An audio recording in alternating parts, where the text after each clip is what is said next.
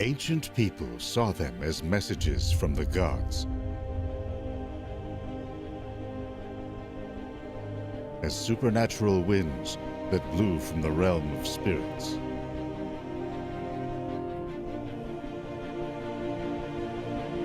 Modern science has linked these polar light shows, called auroras, to vast waves of electrified gas hurled in our direction by the sun.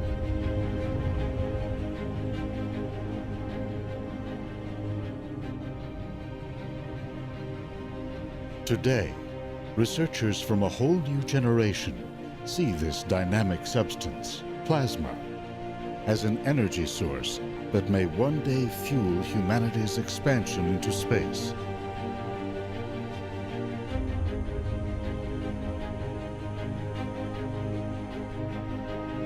What can we learn? And how far can we go? By tapping into the strange and elusive fourth state of matter.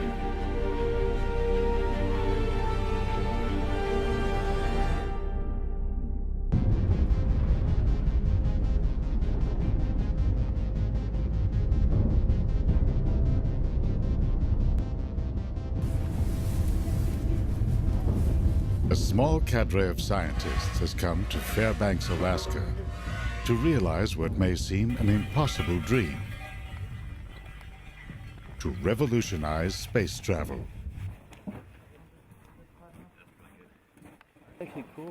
Dr. Ben Longmire and his team from the University of Michigan have designed a whole new type of rocket engine that promises a faster and more efficient way to get around in space. They are here to test components of this rocket by sending them aboard helium balloons to an altitude of 30 kilometers into the harsh environment of space. Above the North and South poles, conditions are about as harsh as you can get.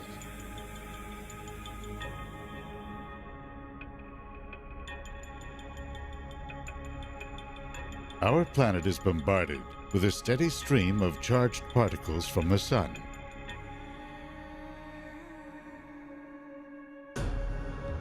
Earth's magnetic field accelerates and channels them, turning the night into a spectacle of color.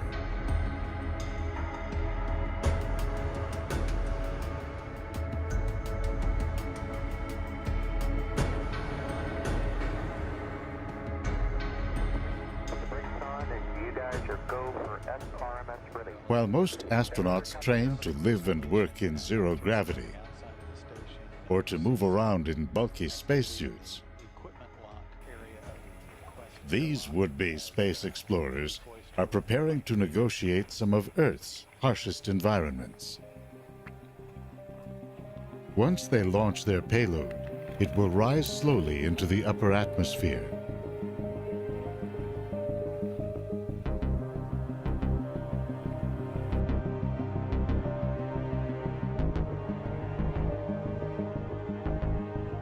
After drifting through the night, above 99% of Earth's atmosphere, the payload will detach from the balloon and parachute down to the ground.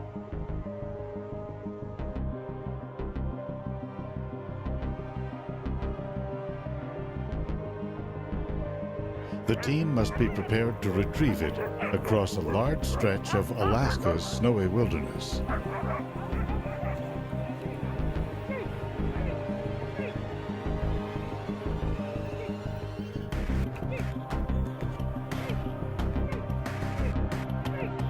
To understand the revolutionary nature of the idea they are pursuing, we go back to the dawn of rocketry.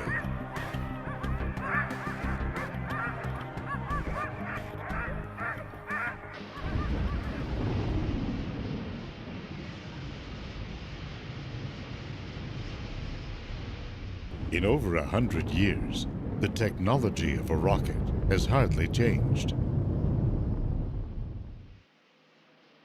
Fill a cylinder with volatile chemicals. Contact! Yes, contact! Then ignite them in a controlled explosion. The force of the blast is what pushes the rocket up.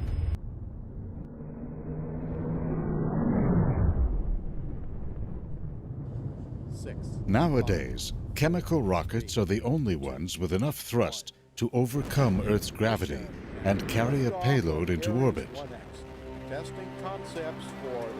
But they're not very efficient. The heavier the payload, the more fuel a rocket needs to lift it into space. But the more fuel a rocket carries, the more fuel it needs. One of the fabled Saturn V rockets of the Apollo era, for example, weighed in at 177,000 kilograms. Filled up with fuel, it weighed almost 16 times that.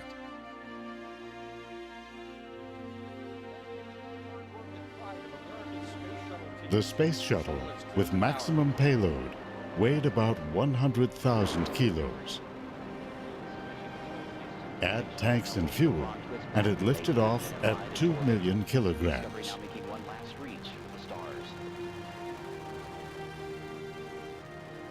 Regardless of weight, for a spacecraft to escape Earth's gravity, it must reach a minimum speed of 40,000 kilometers per hour.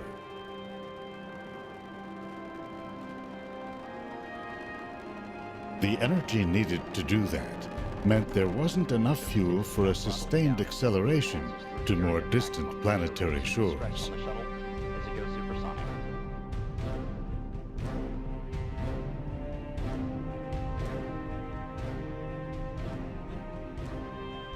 Most missions beyond Earth have relied instead on their initial launch speed to coast to their destination.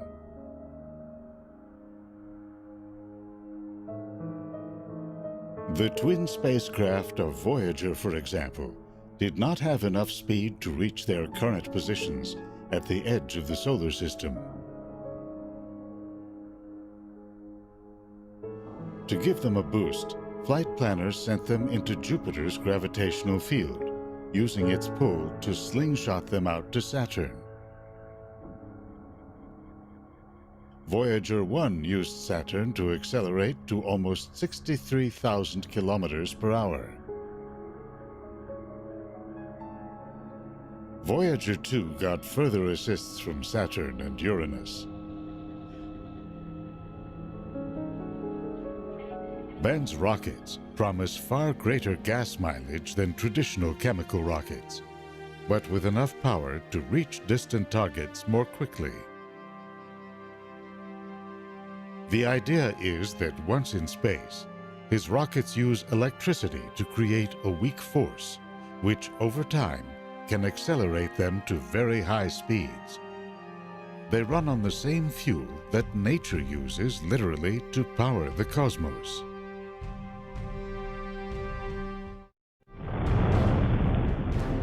Not long after its explosive beginnings, the universe was awash in vast stores of hydrogen gas. But even as the universe continued to expand, gravity drew clumps of matter into ever denser concentrations. The earliest stars took shape, immense balls of hydrogen gas hundreds of times the mass of our Sun. As they contracted inward, they heated up and ignited. Intense radiation now began to flow through the voids.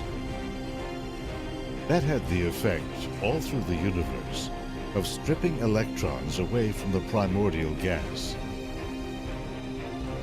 The universe became filled not with solids, liquid, or gas, but with a fourth state of matter, plasma.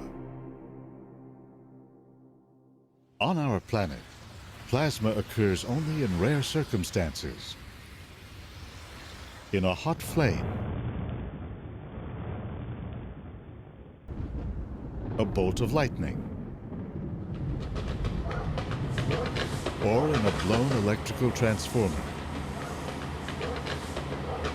Made up of negatively charged electrons and positively charged ions, plasma is in most cases electrically neutral, since the charges balance each other out. That led the physicist Irving Langmuir in the 1920s to compare it to the clear liquid plasma that carries blood cells through our bodies.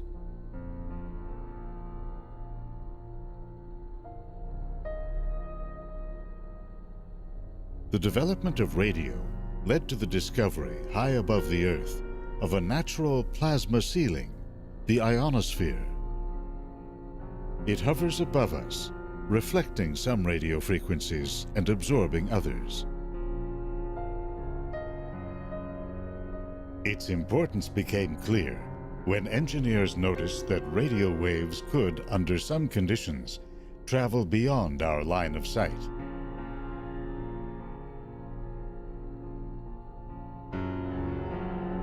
They discovered that signals could be bounced deliberately off this conducting layer in what's called skywave propagation.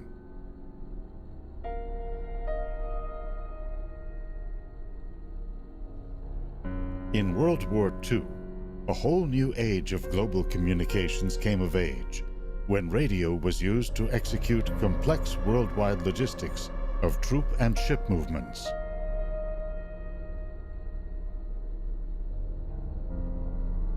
The presence of the ionosphere is due to a steady stream of charged particles, or plasma, that comes from the sun.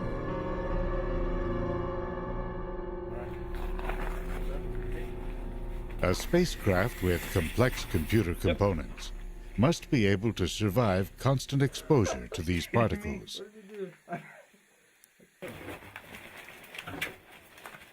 As part of their design process, Ben and his team want to test some of the specialized components of their rockets in the plasma-filled environment of our upper atmosphere. Got it down because I think it's just the sun. Yeah, I think that one's okay. Alright, yeah. I'll wrap the middle one though. Or I can just wrap it. These components will be mounted on a simple frame attached by rope to a high-altitude balloon. Hold on, they're not oriented the same. Do you do the CO2 in the radio? The frame is also outfitted with an array of novel sensors to take independent readings. One holds a colony of bacteria. The idea is that the bacteria itself can detect radiation. So it mutates in a certain way or in a very known way that when you send it into an environment with a lot of cosmic rays and a lot of perhaps X-rays from the aurora itself, it mutates. And so we'll detect sort of the level of radiation that it's exposed to by looking at these mutations after we recover the bacteria from flying it to the edge of space in these balloon capsules. Jordan, you got the camera or wait a second.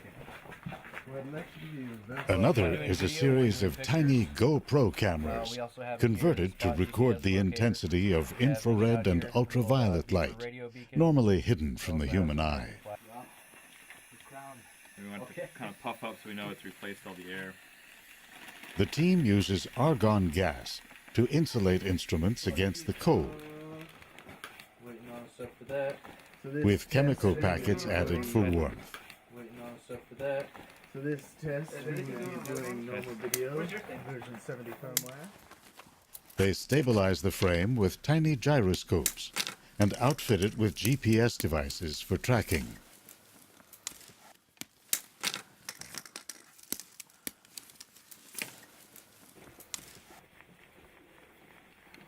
Cool. This team is doing much more than just designing instruments to survive a rain of charged particles. Their goal is to design spacecraft that actually harness the explosive properties of plasma.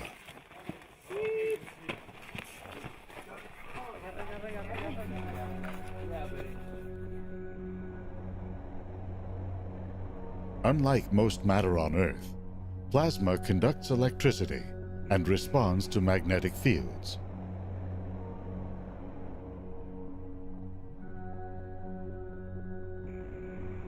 In space, these properties influence the formation of structures like galaxies and nebulae.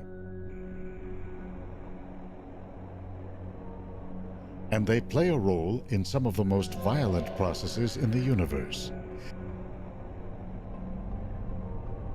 such as the formation of a black hole.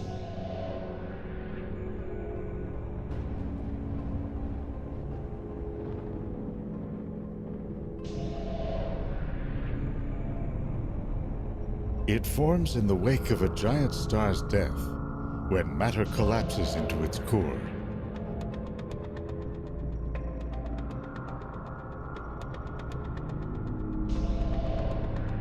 It swirls in along what's known as an accretion disk. Magnetic fields take shape on the disk, rising and twisting around the polar regions.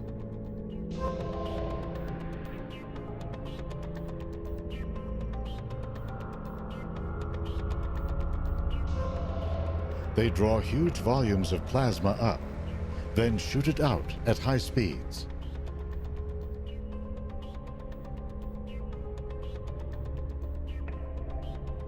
These plasma jets can extend far beyond the largest black holes. You can see them blasting continuously from the centers of galaxies, reaching thousands of light years into space.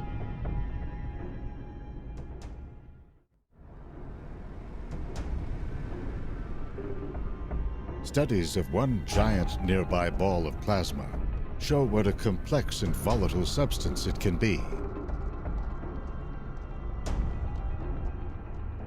In the core of our sun, high heat and crushing pressures cause hydrogen atoms to crash together. That sets off a nuclear reaction in which hydrogen atoms fuse into heavier ones like helium and carbon, generating heat. This heat slowly rises to the surface of the sun in vast plumes of plasma. You can see evidence of this process, called convection, in a pattern of ever-evolving blobs known as granules. They are like the tops of thunderstorms. Even as energy builds within, the sun's gravity and density can stifle its escape. What carries it out are magnetic fields.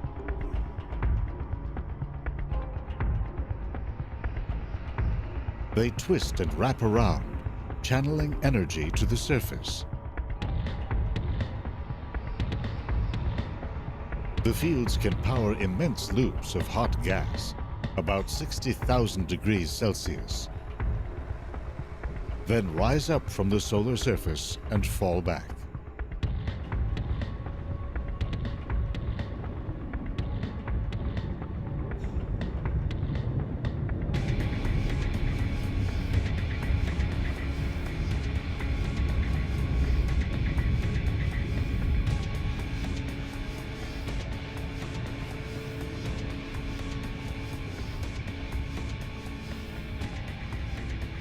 The largest eruptions, called coronal mass ejections, can reach up to 3 million kilometers per hour as they hurtle out across the solar system.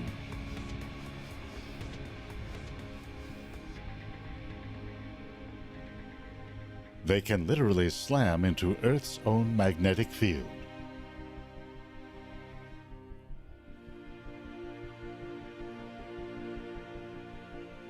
Because solar particles are charged, a portion follows the orientation of Earth's magnetic field lines.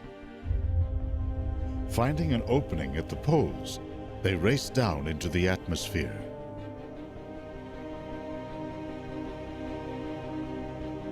You know this is happening when you see the beautiful lights of the aurora borealis in the far north, or the aurora australis in the south.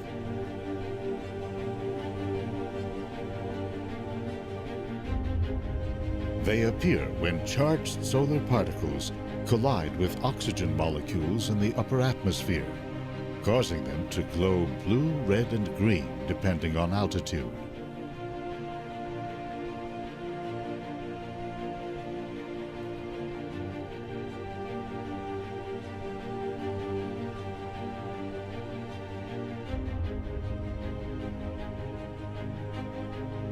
Flying through a zone called the thermosphere, some 350 kilometers above the Earth, astronauts in the International Space Station watch in awe as the aurora shimmers, framed by the glow of stars and cities at night.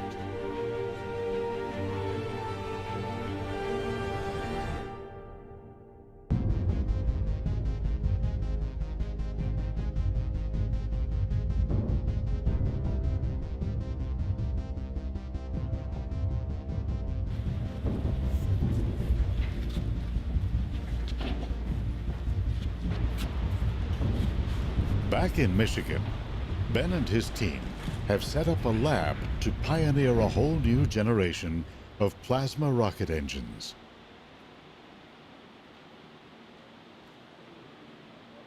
The lab recalls an earlier period of space exploration.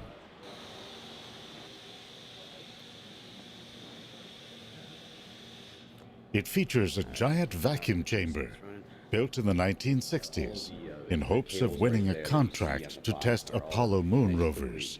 As part of all the facility upgrades that Roland has done for the X3, some of those should be able to... The chamber has given this small university team the ability to accelerate their research into the physics of plasma and rocket engine design. The tubing for the gas lines don't affect the thrust measurement. So by having these extraordinarily flexible wires, these wires...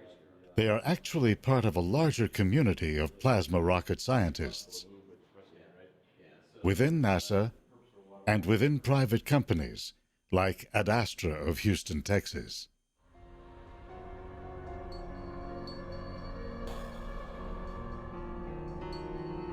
Because plasma does not occur naturally on Earth, the challenge is to create it, then harness it.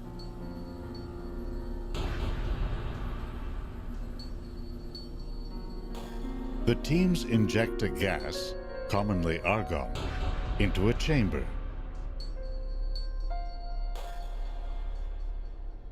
They bombard it with radio waves, which strip electrons from the gas and turn it into a plasma.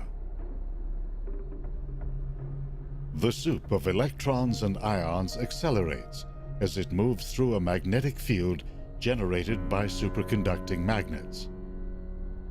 A second radio blast heats it up to 1,000,000 degrees Celsius. That's enough to blast it out and propel a spacecraft.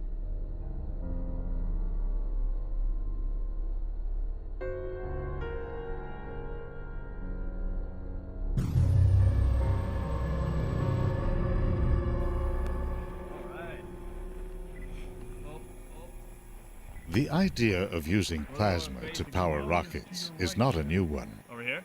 Yeah. Okay. 3, 2, 1. Go! No spin, look at that. The Polish physicist Stanislaw Ulam is said to have been inspired by atom bomb tests in the 1940s. He speculated that waves of plasma from small nuclear detonations could propel a spacecraft to extreme speeds. In the 1950s, that idea animated dreams of exploring the solar system in spacecraft like this 360-ton Mars-bound vehicle.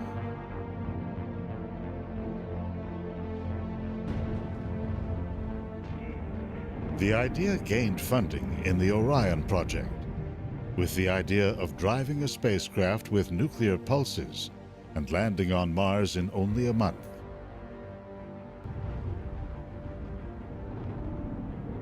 Concerns about radioactive exhaust helped doom the project.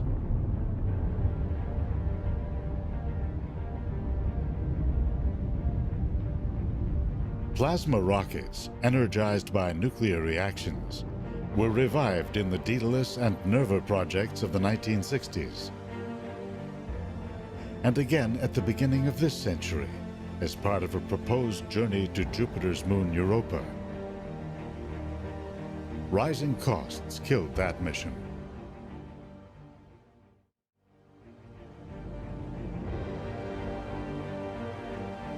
Newer plasma rocket concepts have switched to solar energy to power their engines.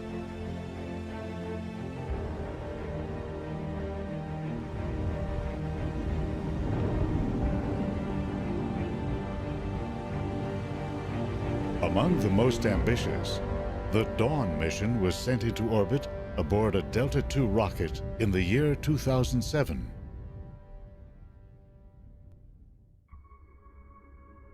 It then headed out on a 10-year mission to the asteroid belt.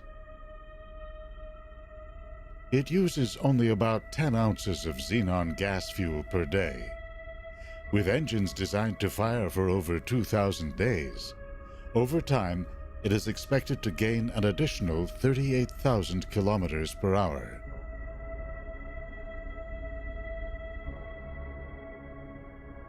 After a gravity assist from Mars, Dawn arrived at the asteroid Vesta in 2011.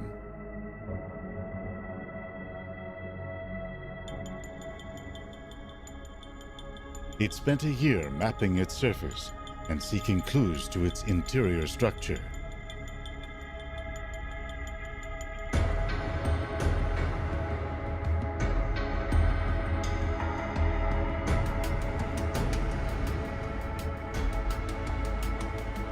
Now headed for Ceres, a dwarf planet located within the asteroid belt, Dawn will be the first probe ever to visit.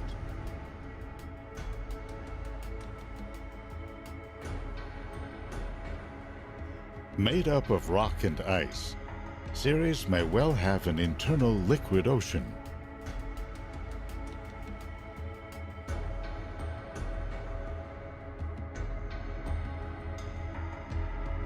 It takes us back to the formation of the solar system, when objects like this grew and developed into planets.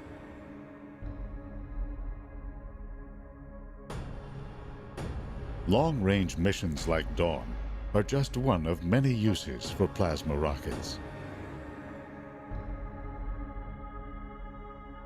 So NASA launches spacecraft with ion engines and Hall thrusters on board. Almost every new geostationary satellite that a company will invest in and put up in orbit will have some sort of electric propulsion device on board to do station keeping, so to do little changes in attitude and maneuvers to keep it in its geostationary orbit. NASA is planning to use a plasma rocket to do some even heavier lifting as early as 2016.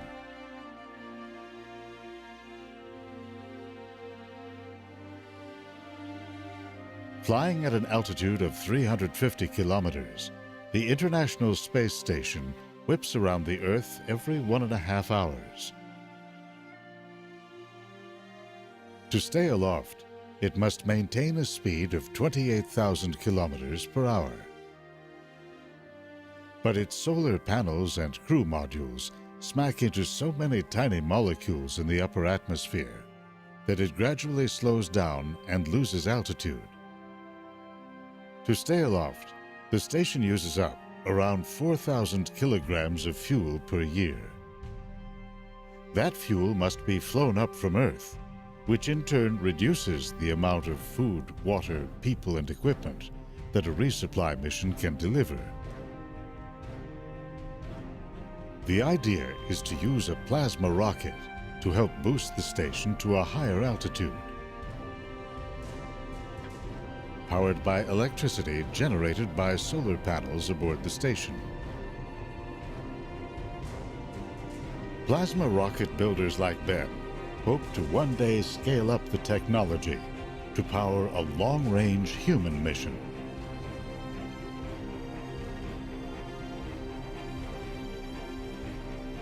After weeks spent accelerating in Earth orbit, the rocket would make a break for Mars. Cutting flight time from a year to several months would lower costs and crew hazards.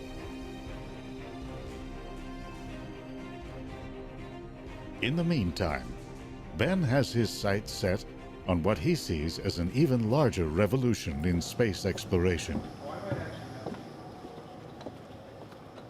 Using plasma rockets to power a fleet of miniature spacecraft.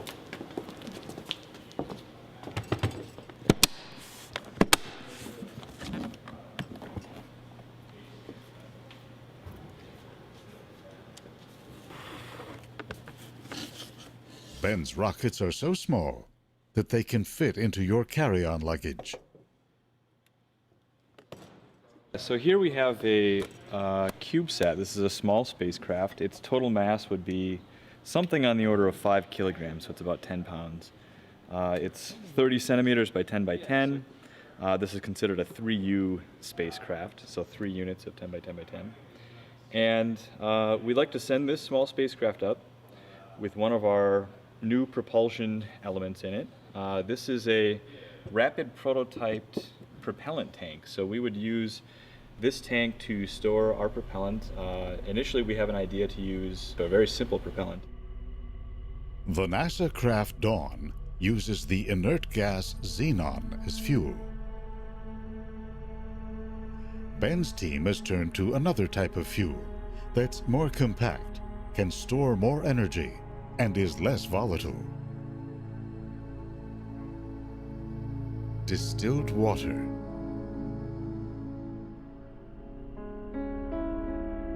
We'll ionize that propellant with radio waves, and that'll form a plasma. So we'll strip off some electrons. We'll have the sea and collection of ions and electrons. We then accelerate, we superheat that plasma, and then we accelerate it through a magnetic nozzle. So the plasma never touches a material boundary, so it doesn't cool off. All of that would be contained within this spacecraft. So the propellant tank is designed to be the right size and dimension, and we'd have a propulsion module within the CubeSat itself. This is an early prototype circuit board, just this component that would sit inside of the CubeSat, and it would take the DC power from some sort of solar panel on the surface, change that DC power into our radio waves that we need to ionize the propellant into a plasma. We then shoot this plasma out the back, and we apply just a little bit of force. It's not a whole lot.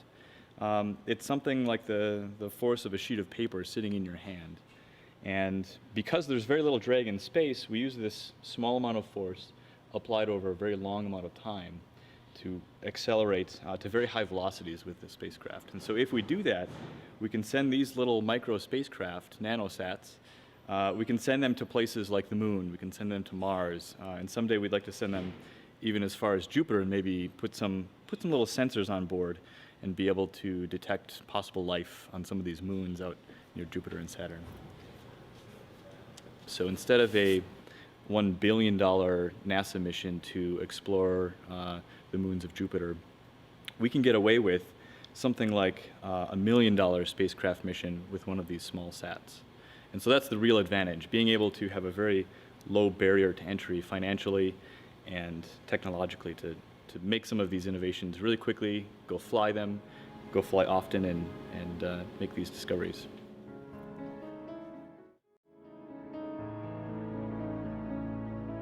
Already, hundreds of micro, nano, and even smaller satellites are in orbit. They get into space by piggybacking on commercial or government launch vehicles.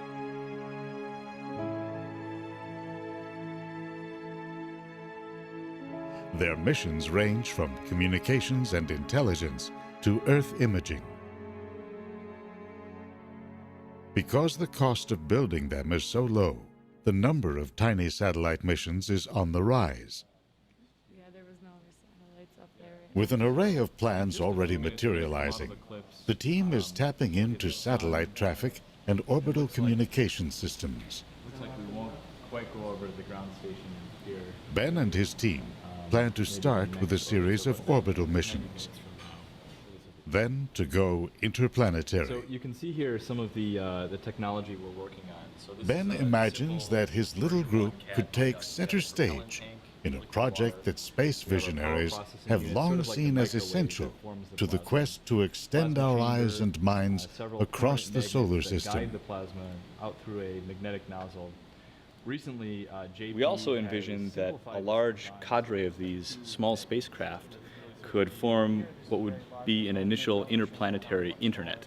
So you can think about a large number of these spacecraft orbiting the Earth, orbiting the Moon, being spread out between the Earth and Mars, and providing little data relays between all of those positions so we can get a lot of data back and have the beginnings of a real solar system internet going beyond the Earth. Well, as long as it's beaching like that, you have to shorten it to get into the grove.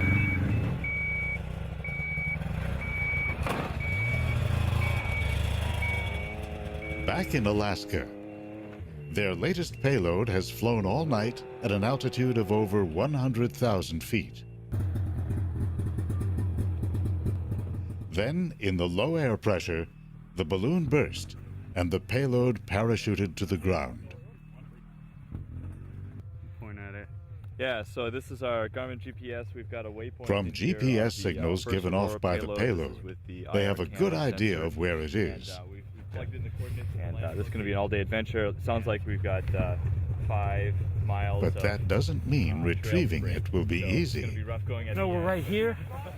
And see where it says sled road? Yeah. That's the trail we're going to be following down. Oh, wow. John knows where there's a cutoff that's going to take us off that sled road over to Dune Lake. And this little pond or lake right here, just to the west, maybe about a mile north, is where we believe the target is. The payload to be, yeah. So we're going to come down here, we're going to look for the turn, head out to Dune Lake, and then we're going to be off trail from here all the way up to here. Wow, okay. It's about 5 miles. All right. And then we're going to have, both Hans and I have these GPS locator devices. So we've got our first payload, Aurora 1, that we're going to go recover and track. We are going to use these snow machines to recover. We've got 2 expert guys that go track these for a living, sort of. One guy's a retired helicopter military pilot. And we've got GPS units, all the coordinates plugged in. We're about 26 miles from here as the crow flies. We're about 35 miles by trail, last 5 miles being really off trail, so we're gonna have to break some new trail. The plan is to navigate well-worn snow trails and get within striking distance.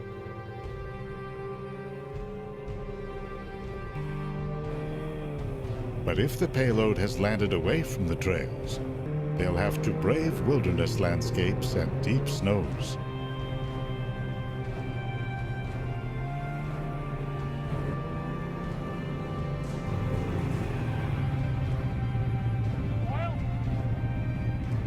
Payload is marked with that dot. Oh, so we are heading down south. We are on this road. We're heading northwest. It takes nearly all day to get to a point about 7 miles from the payload.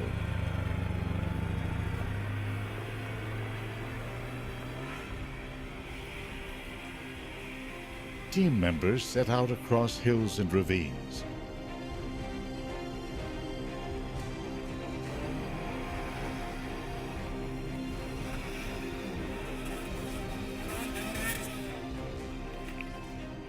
They get to within 2 miles. With time running out, they turn around. It was too far away still to snowshoe in and snowshoe back and get back before dark. Not going to happen today. We're going to go back, recoup, probably send a skeleton team down tomorrow and try for a second recovery. Really disappointing we couldn't get there. You know, I feel like we're so close. This thing came 50 miles from the initial launch site. It was floating around in the atmosphere for 10 hours. Right, I know. And you know, it's so frustrating just to get within 2 miles. Oh.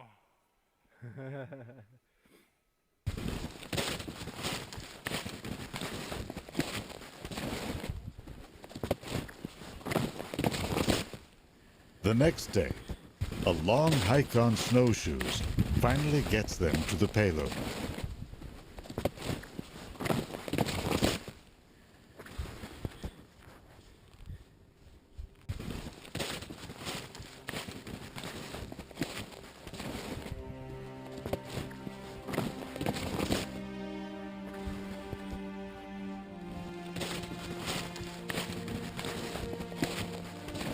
Later on, they'll say it was worth the effort.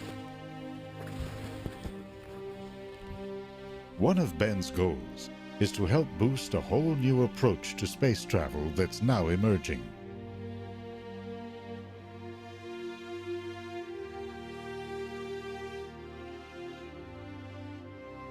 May 2012 marked a major milestone in the rise of free enterprise in space. The SpaceX company successfully docked an unmanned space capsule with the International Space Station. It followed that up 6 months later with the first commercial resupply mission. And launch of the SpaceX Falcon 9 rocket as NASA turns to the private sector to resupply the International Space Station. That's just the beginning.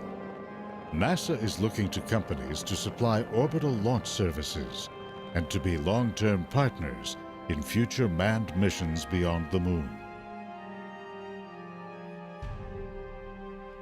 Hoping to make big bucks, companies are developing orbital habitats and space planes, laying the groundwork for missions geared to mining, exploration, and even tourism.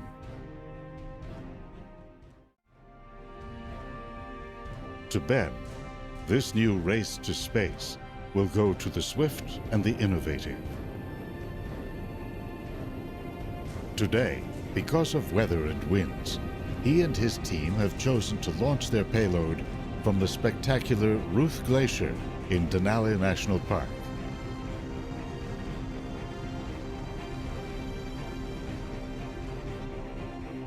Amid the rugged terrain, this immense river of ice sweeps down into a perfect natural runway.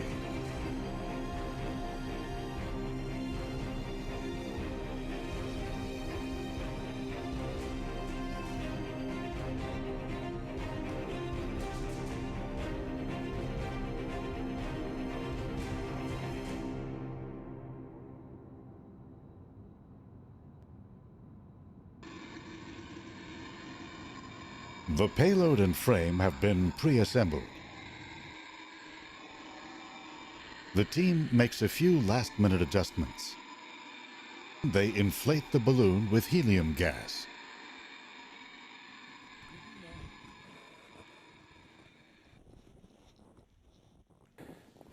With dusk approaching, balloon and payload are ready.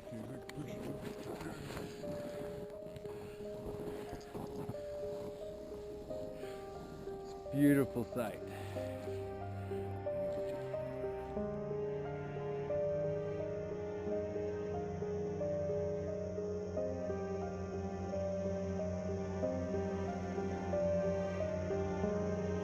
Got positive buoyancy. Both GPS devices are on and locked. Last camera check. Do a pan of the team.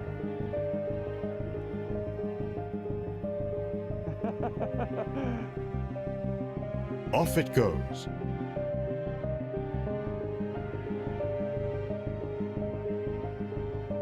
The balloon drifts up through the dense polar air.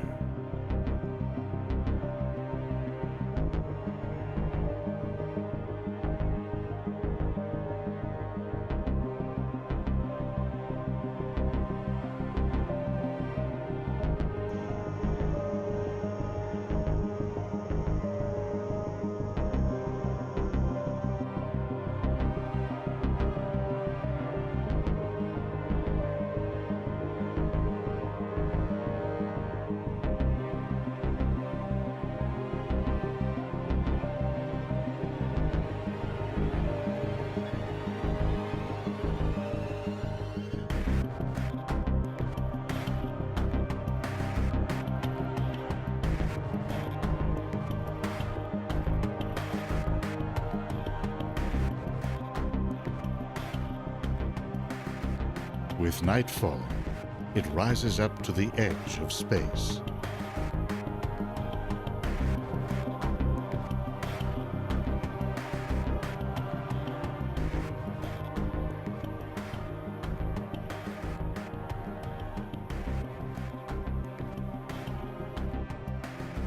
Meanwhile, overhead, a solar storm is raging.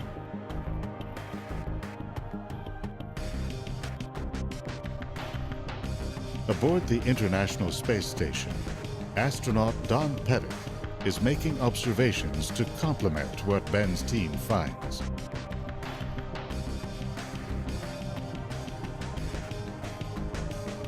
He passes over the Arctic several times during the balloon's flight.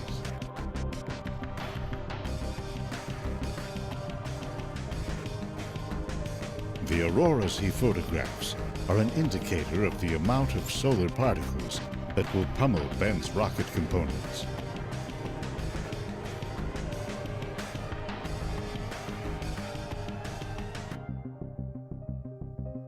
This is a time of high solar activity, approaching the peak of an 11-year cycle.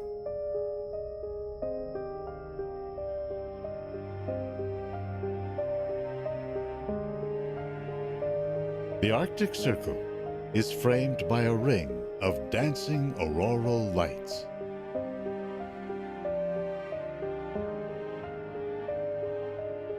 Curtains of green and red and blue drape our planet's graceful curve.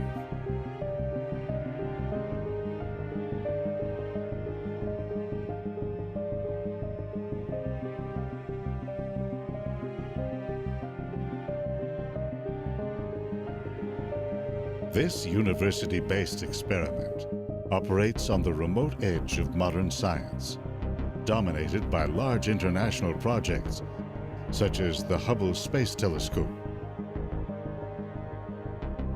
the International Space Station, or the Large Hadron Collider.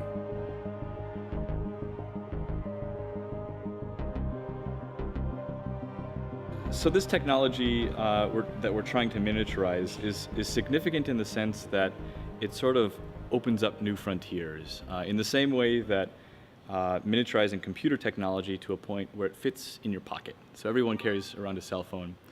They have these miniature computers. It does a lot of data processing. It gets you to your destination by GPS. That sort of technology didn't exist 20 or 30 or 40 years ago when you had these big mainframe computers that were at national labs. So we're trying to change the paradigm of space exploration from the national lab case to the cell phone case, the miniature case, to be able to do a lot more things and improve our capability as a species.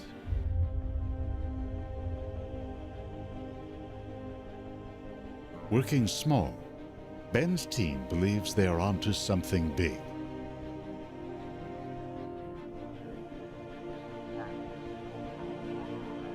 Their goal is not only to open new avenues of space exploration, but to actually seize the initiative.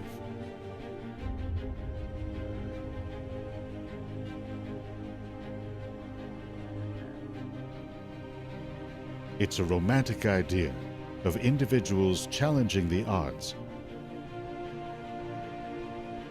and striking out to new frontiers. With technologies that are getting smaller and more powerful, the obstacles to private space exploration appear to be falling.